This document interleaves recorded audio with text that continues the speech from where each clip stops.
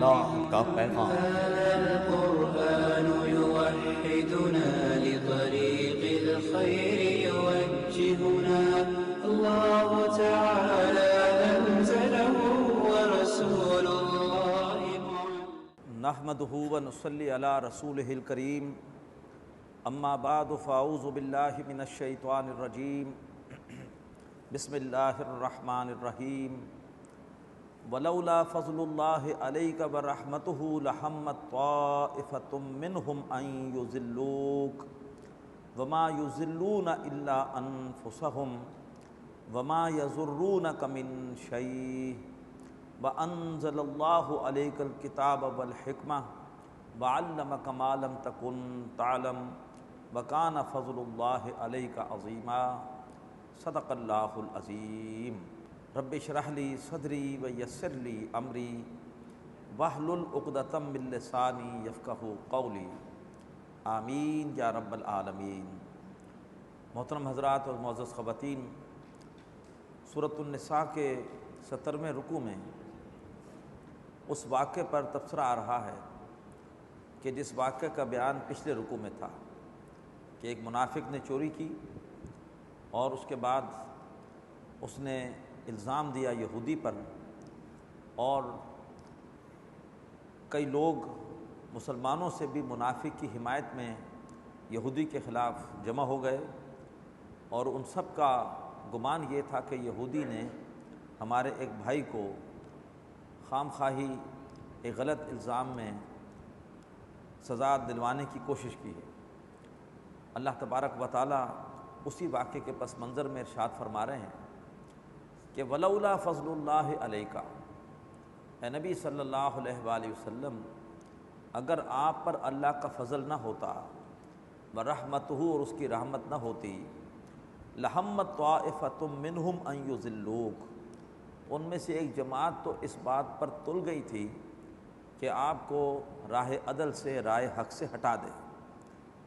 وما یضلون الا انفسہم، اور وہ نہیں بہکا سکتے مگر اپنے ہی آپ کو۔ وما یضرونک من شیء، اور وہ آپ کا کچھ بھی نہیں بگاڑ سکتے۔ وانزل اللہ علیک الکتاب والحکمہ، اور اللہ نے تو آپ پر کتاب بھی نازل کی ہے اور حکمت بھی، دانائی بھی، آپ کو اللہ نے باطنی بصیرت بھی عطا کی ہے۔ وعلمک ما لم تکن تعلم، اور اللہ نے آپ کو وہ کچھ سکھایا جو آپ نہیں جانتے تھے، صلی اللہ علیہ وسلم۔ وکان فضل اللہ علیک عظیما، اور جو اللہ تعالیٰ کا آپ پر فضل ہوا ہے وہ تو بہت ہی بڑا ہے، بہت ہی بڑا ہے۔ لا خیر فی کثیر من نجواہم، ان میں سے اکثر کے جو باہم خفیہ مشورے ہوتے ہیں ان میں کوئی خیر نہیں ہوتی۔ یہ باہم خفیہ طور پر جو مشورے کرتے ہیں ان میں اللہ تعالیٰ کے رسول کی نافرمانی کرتے ہیں اور اسلام اور اس کے مشن کے حوالے سے سازشیں کرتے ہیں، تو ان میں سے اکثر کے جو خفیہ مشورے ہوتے ہیں ان میں کوئی خیر نہیں ہوتی۔ الا من امر بصدقۃ، ہاں سوائے اس کے کہ جو تنہائی میں کسی کو مشورہ دے صدقہ کرنے کا۔ محفل میں مشورہ دے گا وہ اپنی توہین محسوس کرے گا، لہٰذا تنہائی میں جا کے اس سے کہے کہ اللہ نے تمہیں بہت کچھ دیا ہے، لیکن یہ ہے کہ تم اللہ کی راہ میں نہیں دے رہے، تم کیوں اپنے لیے توشہ آخرت نہیں بناتے اس مال کو، کیوں نہیں صدقہ جاریہ بناتے اس مال کو، اللہ تعالیٰ کی راہ میں خرچ کیا کرو۔ او معروف، یا تنہائی میں کسی کو کسی بھی نیک کام کا مشورہ دے۔ او اصلاح بین الناس، اور یا تنہائی میں جا کے لوگوں کے درمیان صلح کی کوشش کرے، ایک فریق کے پاس جائے اس کی بات سنیں، دوسرے کے پاس جائے اس کی بات سنیں، ان کی غلط فہمیاں دور کر کے ان کو آپس میں اختلافات ختم کرنے کی ترغیب دے۔ ومن یفعل ذلک، اور جس کسی نے خفیہ مشوروں کے ذریعے سے یہ کام کیے، کسی کو صدقے کی رغبت دی، کسی کو نیک کام کی رغبت دی، لوگوں کے درمیان جھگڑے ختم کرانے کی کوشش کی۔ ومن یفعل ذلک ابتغاء مرضات اللہ، جس نے یہ سارے کام کیے اللہ کی رضا کے حصول کے لیے، فسوف نؤتیہ اجرا عظیما، ہم عنقریب اس کو شاندار بدلہ دیں گے۔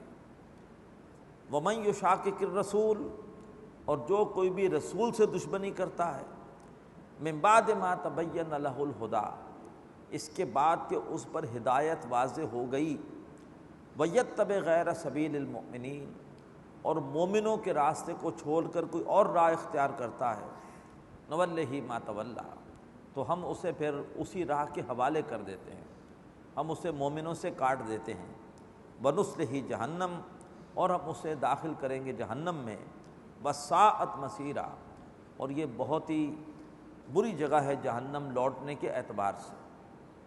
یہ سورہ نساء کی آیت 115 یہ اجماع امت کے حجت ہونے کے لیے دلیل ہے۔ شریعت کے 4 ماخذ ہیں۔ پہلا ماخذ ہے قرآن مجید۔ جب بھی کسی مسئلہ، کوئی نیا مسئلہ آ گیا تو اس کے لیے مسئلے کا حل کہاں تلاش کریں گے؟ قرآن مجید میں۔ اگر قرآن مجید سے مسئلے کا حل نہ ملے تو پھر دوسرا ماخذ ہے حدیث رسول، سنت رسول صلی اللہ علیہ وآلہ وسلم، وہاں سے مسئلے کا حل ڈھونڈنے کی کوشش کریں گے۔ اگر وہاں سے بھی نہ ملے تو پھر تیسرا ماخذ ہے اجماع۔ یہ دیکھا جائے گا کہ اس قسم کا کوئی مسئلہ ماضی میں مسلمانوں کو پیش آیا کہ نہیں آیا، اور اگر پیش آیا تو اس وقت مسلمانوں کا اس کے بارے میں کس بات پر اتفاق ہوا تھا۔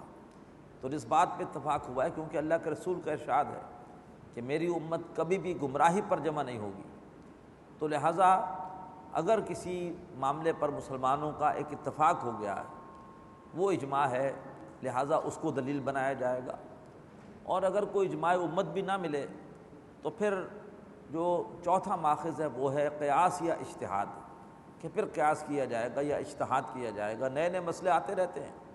اب مثال کے طور پر بھینس، اس کا ذکر نہ قرآن میں ہے نہ حدیث میں ہے، لیکن عرب میں چونکہ بھینس ہوتی نہیں، لیکن جب مسلمان علاقوں میں پہنچے کہ جہاں پر بھینس بھی پائی جاتی ہے تو اب بھینس کے بارے میں کیا فیصلہ کیا جائے، تو بڑی فطری سی بات ہے، قیاس کیا گیا کہ بھینس بالکل گائے کی طرح کی صفات رکھتی ہے، تو جو حکم گائے کا ہوگا وہ بھینس کا ہوگا۔ بھینس کا حکم قیاس کے طور پر گائے کے حساب سے طے کر لیا گیا، تو پھر قیاس ہوگا یا اجتہاد ہوگا۔ تو یہ جو ایک ماخذ ہے اجماع، اس اجماع کے حوالے سے قرآن مجید میں دلیل کیا ہے؟ وہ یہ آیت دلیل ہے۔ فرمایا وَمَن يُشَاقِقِ الرَّسُولَ، جو رسول سے دشمنی کرے۔ مراد کیا ہے کہ رسول کی امت، ہم سب کون ہیں؟ ہم قوم رسول ہاشمی ہیں صلی اللہ علیہ وسلم۔ ہم آپس میں ایک کس بنیاد پر ہیں کہ ہم سب اللہ کے رسول کا کلمہ پڑھتے ہیں۔ لا الہ الا اللہ تو یہودی بھی کہتا ہے، لیکن محمد الرسول اللہ وہ کلمہ ہے جو ہمیں جوڑتا ہے، جو ہمیں مسلمان بناتا ہے، خاص ہے ترکیب میں قوم رسول ہاشمی۔ تو ہم سب کے سب جمع ہیں۔ ہماری اجتماعیت کی بنیاد کیا ہے؟ اللہ کے رسول صلی اللہ علیہ وسلم پر ایمان اور ان سے محبت۔ فرمایا وَمَن يُشَاقِقِ الرَّسُولَ، جو رسول سے دشمنی کرے، کہ جو یہ رسول کی بنیاد پر یہ امت بنی ہے، اس امت میں انتشار پیدا کرے، اس امت میں تفرقہ پیدا کرے۔ من بعد ما تبین لہ الہدی، اس کے بعد کہ اس پر ہدایت واضح ہو چکی ہے۔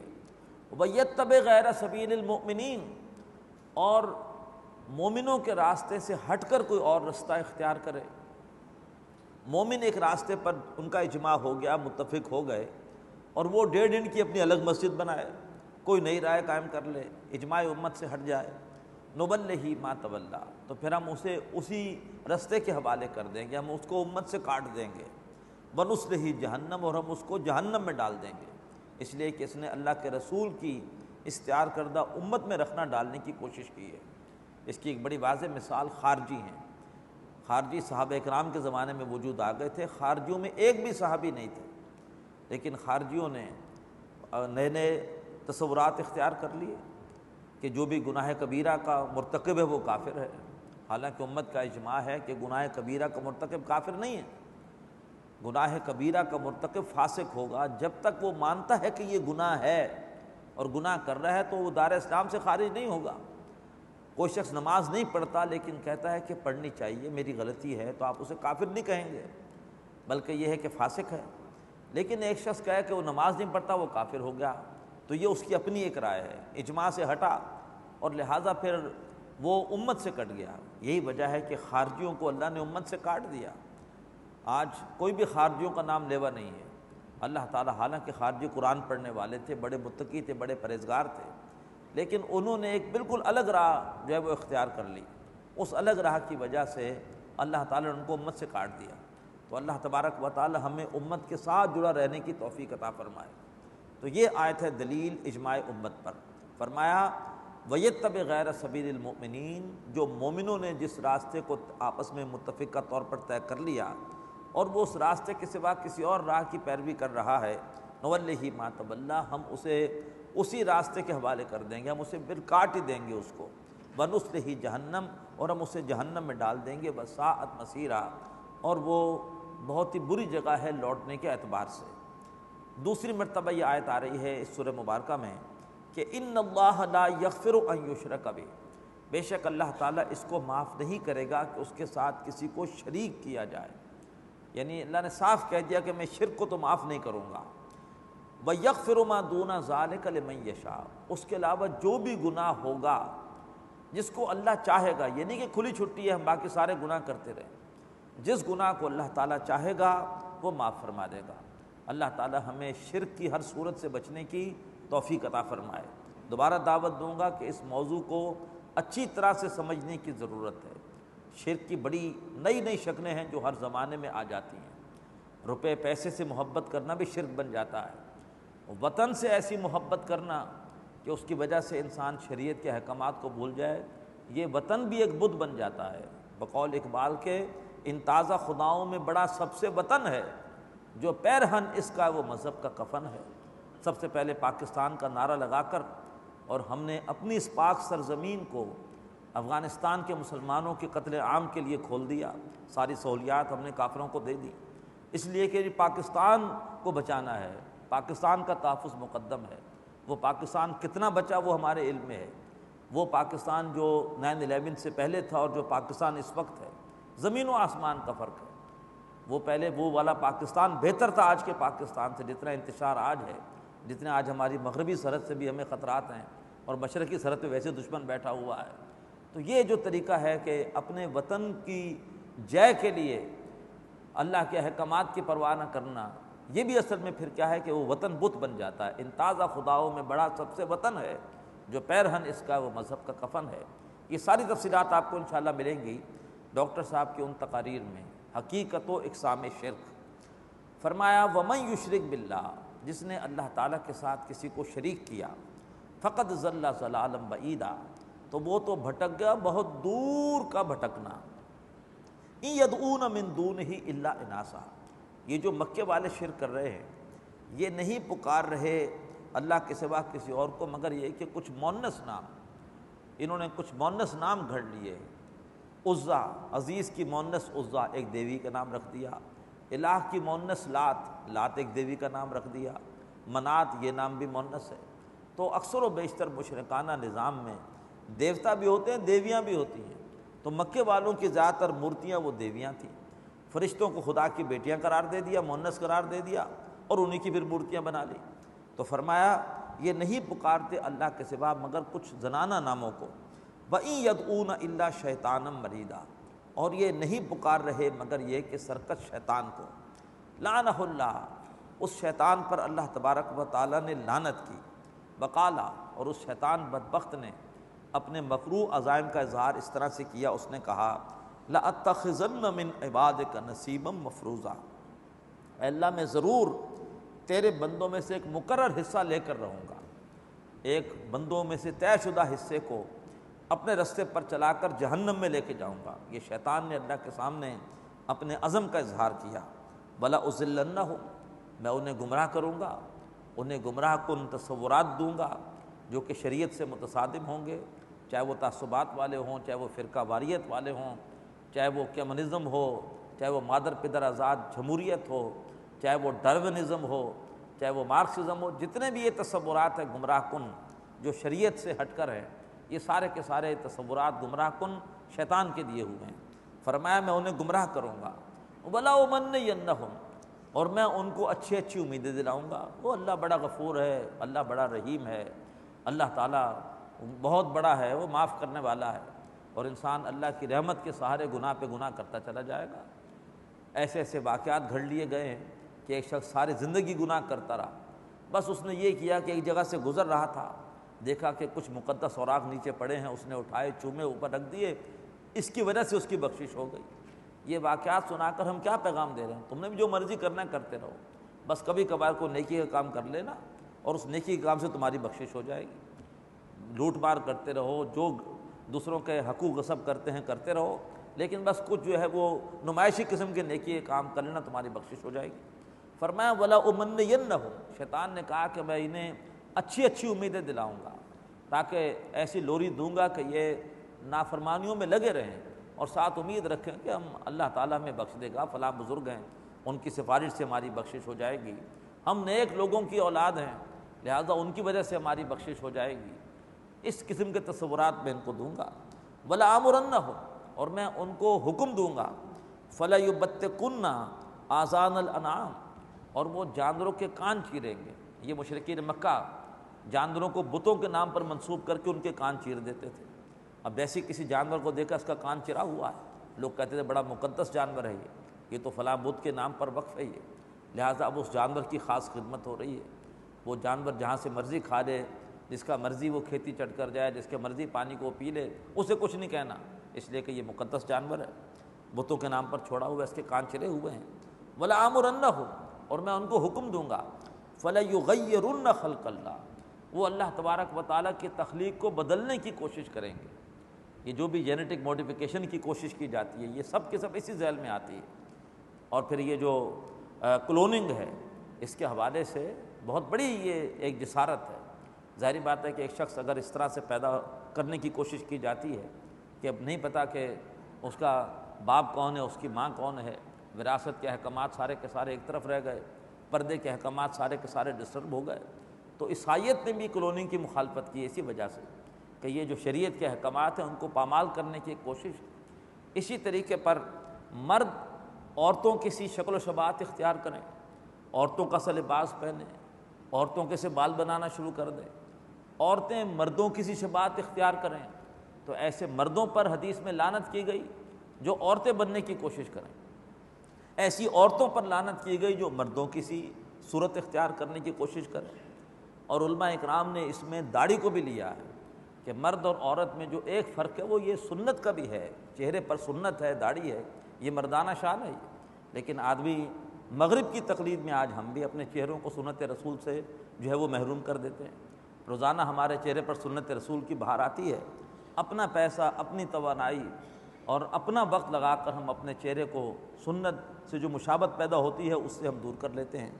فرمایا فَلَيُغَيِّرُنَّ خَلْقَ اللَّهِ، جو اللہ کی تخلیق ہے اس کو بدلنے کی کوشش کریں گے۔ وَمَن يَتَّخِذِ الشَّيْطَانَ وَلِيًّا مِّن دُونِ اللَّهِ، اور جس نے بھی اللہ کو چھوڑ کے شیطان کو دوست بنا لیا، شیطان کی پیروی کی، فَقَدْ خَسِرَ خُسْرَانًا مُبِينًا، تو اس نے وہ تو چلا گیا بڑے کھلے خسارے میں۔ يَعِدُهُمْ وَيُمَنِّيهِمْ، شیطان ان سے وعدے کرتا ہے، انہیں اچھی اچھی امیدیں دلاتا ہے کہ اللہ بڑا غفور ہے، بڑا رحیم ہے، اس کی رحمت تو ماں سے بھی 70 درجے زیادہ ہے۔ یہ خام خواہی جو ہے وہ تمہیں لوگ ڈراتے ہیں کہ جنت ہے اور جہنم ہے اور جہنم کی آگ ہے۔ کبھی ماں پسند کرے گی کہ اس کا بچہ آگ میں جلے؟ تو اللہ کیسے پسند کر سکتا ہے آگ میں کہ اپنی کسی مخلوق کو ڈال دے؟ یہ ایسی ذرا ڈراوے کے لیے باتیں، ورنہ جہنم میں کوئی نہیں جلے گا۔ اس یا سے کبھی ہم نے کنارہ نہ کیا، پر تو نے دل آزردہ ہمارا نہ کیا۔ ہم نے تو جہنم کی بہت کی تدبیر، پر تیری رحمت نے گوارا نہ کیا۔ کتنے پیارے اشعار ہیں، گمراہ کن اشعار ہیں۔ ہم نے تو رشوتیں لے لے کر، سود کھا کھا کر، دوسروں کے مال ہڑپ کر کر کے، ہم نے تو جہنم کی بہت کی تدبیر، پر تیری رحمت نے گوارا نہ کیا۔ گمراہ کن قسم کے شعر ہیں۔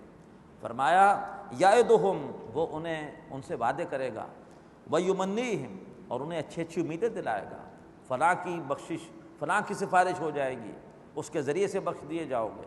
سارا سال حرام خوریاں کرو، ملاوٹیں کرو، اور پھر عرس کا جب دن 3 آئیں تو ان میں بغیر ملاوٹ کے دودھ فری سپلائی کر دینا، سارے سال کی جتنی تمہاری گڑبڑ ہے وہ سب یہ بزرگ جو ہے وہ اللہ کیا پاک صاف کرا دیں گے۔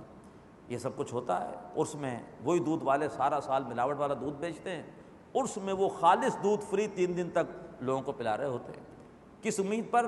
کہ ان کی وجہ سے ہمارے سارے سال بھر کی جو گڑبڑ ہے وہ سارے کی ساری صاف ہو جائے گی۔ فرمایا وہ ان سے وعدے کرے گا، انہیں اچھی امیدیں دلائے گا۔ وما یعدہم الشیطان الا غرورا، اور شیطان ان سے وعدے نہیں کرتا مگر دھوکے دینے والے۔ اولئک مأواہم جہنم، جو بھی شیطان کی پیروی کرنے والے ہیں، شریعت سے دور ہیں، ان سب کا ٹھکانہ جہنم ہے، ولا یجدون عنہا محیصا، اور وہ جہنم سے کوئی بھی بھاگنے کی جگہ نہیں پائیں گے۔ والذین آمنوا وعملوا الصالحات، اور وہ لوگ جو کہ ایمان لائے اور جنہوں نے اچھے اعمال کیے، سندخلہم جنات تجری من تحتها الانہار، ہم ان قریب ان کو داخل کریں گے ایسے باغات میں کہ جن کے نیچے نہریں جاری ہیں، خالدین فیہا، وہ ان باغات میں ہمیشہ رہنے والے ہوں گے، ابدا، ہمیشہ ہمیشہ ہمیشہ۔ وعد اللہ حقا، اللہ کا وعدہ سچا ہے۔ ومن اصدق من اللہ قیلا، اور اللہ سے زیادہ کس کی بات سچی ہو سکتی ہے۔ لیس بامانیکم ولا امانی اہل الکتاب، اے مسلمانوں نہ تمہاری خواہشات سے کچھ ہوگا اور نہ اہل کتاب کی خواہشات سے کچھ ہوگا۔ اہل کتاب کی خواہشات تو ہمارے سامنے سورہ بقرہ میں آ چکی ہیں کہ لن يدخل الجنۃ الا من کان ھودا او نصارا، جنت میں کوئی داخل نہیں ہوگا مگر وہ جو یہودی ہو یا عیسائی ہو۔ تلک امانیہم، فرمایا کہ یہ ان کی امانی، ان کی خواہشات ہیں، یہ ان کی وشفل تھنکنگز ہیں۔ قل ہاتوا برہانکم، اے نبی ان سے کہیے اپنی دلیل لاؤ، اللہ نے کہاں لکھا ہے کہ جنت میں صرف یہودی یا عیسائی داخل ہوں گے؟ اسی طرح سے آج ہمارے ذہن میں بھی ہے کہ جہنم میں تو جائیں گے یہ کافر، یہ ہندو، یہ یہودی یا عیسائی، اور ہم تو مسلمان ہیں، بخشے بخشائے ہیں، خار ہیں، بدکار ہیں، ڈوبے ہوئے ذلت میں ہیں، کچھ بھی ہیں، کچھ بھی ہیں، مولا تیرے محبوب کی امت میں ہیں صلی اللہ علیہ وسلم۔ تو یہ تصورات یہ عدل کے خلاف ہیں، یہ عدل کے خلاف ہیں کہ میں لوٹ مار کرتا رہوں لیکن اس لیے بخشا جاؤں کہ میں اللہ کے رسول کی امت میں ہوں، یہ تصورات عدل کے خلاف ہیں۔ فرمایا کہ نہ تمہاری خواہشات سے کچھ ہوگا نہ اہل کتاب کی خواہشات سے کچھ ہوگا، اللہ تو کردار دیکھے گا، کردار کیا ہے۔ فرمایا من یعمل سوءا یجز بہ، جس کسی نے برائی کا ارتکاب کیا اس کا بدلہ پائے گا۔ صحابہ اکرام یہ آیت پڑھ کے کانپ گئے، ہم میں سے ہر ایک سے برائی ہو جاتی ہے، اللہ کہہ رہے سزا ملے گی۔ اللہ کے رسول نے فرمایا کہ نیک لوگوں کو اللہ تعالیٰ دنیا ہی میں بیماریوں کے ذریعے سے سزا دے دیتا ہے، آخرت میں اللہ تعالیٰ پھر ان کو پاک صاف کر کے اٹھائے گا، لیکن فرمایا جو برائی کرے گا اس کی سزا پائے گا۔ ولا یجد لہ من دون اللہ ولیا ولا نصیرا، اور وہ اللہ کے سوا نہ کو دوست پائے گا نہ ہی کو مددگار پائے گا۔ ومن یعمل من الصالحات من ذکر او انثی، اور جو بھی اچھا عمل کرے گا خواہ وہ مرد ہو یا وہ عورت ہو، وہو مومن، بشرطے کہ مومن ہو، مسلمان بھی ہو، اور اس کے ساتھ ساتھ اس کی نیکی میں خلوص ہو، اخلاص ہو، اس کی نیکی اللہ کے لیے ہو، اس کی نیکی آخرت کے اجر و ثواب کے لیے ہو، فاولئک یدخلون الجنہ، تو یہ وہ لوگ ہیں جو جنت میں داخل ہوں گے، ولا یظلمون نقیرا، اور ان کے ساتھ تل کے برابر بھی ناانصافی نہیں کی جائے گی۔ ومن احسن دینا ممن اسلم وجہہ للہ، اور اس سے زیادہ اچھا دین کس کا ہوگا کہ جس نے اپنے چہرے کو جھکا دیا اللہ کے لیے، اللہ کے احکامات کے سامنے سر جھکا دیا، وہو محسن، اور وہ نیکوکار بھی ہے، واتبع ملت ابراہیم حنیفہ، اور اس نے پیروی کی ابراہیم علیہ السلام کے راستے کی جو بالکل یکسو تھے۔ ابراہیم علیہ السلام کی ملت کیا ہے؟ اذ قال لہ ربہ اسلم قال اسلمت لرب العالمین، جب بھی ان سے ان کے رب نے کہا کہ میرا کہنا مانو، انہوں نے کہا کہ میں نے کہنا مانا تمام جہانوں کے رب کا۔ اس سے بہتر دین کس کا ہوگا جس نے اپنا چہرہ اللہ کے احکامات کے سامنے جھکا دیا، وہ نیکوکار ہے، اس نے پیروی کی ابراہیم علیہ السلام کے راستے کی، حنیفہ جو بالکل یکسو تھے۔ واتخذ اللہ ابراہیم خلیلا، اور ابراہیم علیہ السلام کو تو اللہ نے دوست بنا لیا۔ ابراہیم علیہ السلام کو اللہ نے 3 اعزاز دیے۔ نمبر 1، تمام لوگوں کے وہ امام ہیں، امام الناس ہیں۔ انی جاعلک للناس اماما، سورہ بقرہ میں فرمایا، آیت 124 میں۔ پھر تمام انبیاء کے والد ہیں، یعنی ان کے بعد جتنے بھی نبی آئے ان کے بعد ان کے والد ہیں، تمام نبی انہی کی اولاد میں آئے، ان کے بعد کوئی نبی بھی ان کے اولاد کے علاوہ نہیں آیا۔ انبیاء کے ساتھ یہ رشتہ، اور اللہ تعالیٰ کے ساتھ ان کا کیا رشتہ کہ اللہ نے ان کو اپنا گہرا دوست بنا لیا۔ خلیل کہتے ہیں گہرے دوست کو۔ فرمایا واتخذ اللہ ابراہیم خلیلا، اور ابراہیم علیہ السلام کو تو اللہ نے دوست بنا لیا۔ وَلِلَّهِ مَا فِي السَّمَاوَاتِ وَمَا فِي الْأَرْضِ، اور اللہ ہی کے لیے ہے جو کچھ آسمانوں میں ہے اور جو کچھ زمین میں ہے۔ وَكَانَ اللَّهُ بِكُلِّ شَيْءٍ مُحِيطًا، اور اللہ تبارک و تعالی ہر چیز کا احاطہ کیے ہوئے ہے، ہر چیز اللہ کے قابو میں ہے۔ بارک اللہ لی ولکم فی القرآن العظیم ونفعنی وإیاکم بالآیات والذکر الحکیم۔ هذا القرآن يوحدنا لطريق الخير